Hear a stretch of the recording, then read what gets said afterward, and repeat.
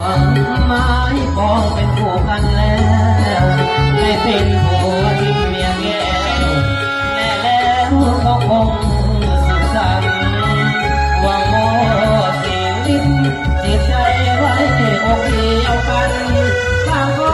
ศรัทธายืนยันไปฝันถึงวันวิวาห์พ่อแม่ญาติต่างคิดต่อเติมเสริมสร้างสวยเป็นกาลทุกอย่างให้สมดังปรารถนาให้ผู้สมรสสมหักสมดังกุลาพี่น้องเหมือนผู้ทั่วหน้าต่างก็มาสวยหกรวยใสโอ้ขอหักให้ยืนยาวมันเพียงเพียงผ่านพักกันแต่เท่าโลกไป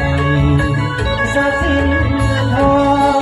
ขอจงแล้วน้องหลั่งไหลแม้เกิดเป็นลูกอินทรายให้เลิศด้วยปาฏิหาริย์บางที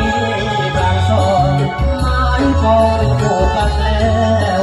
ได้เป็นผัวที่เมียแก้วแน่แล้วก็คง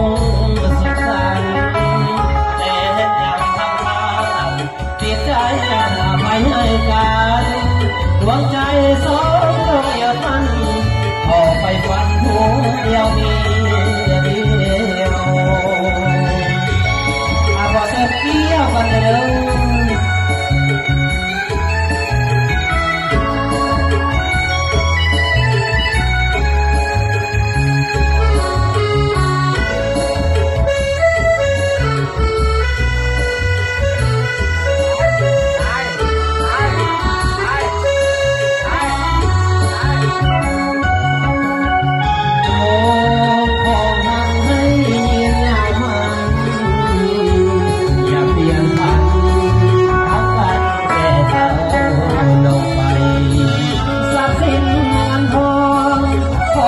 จง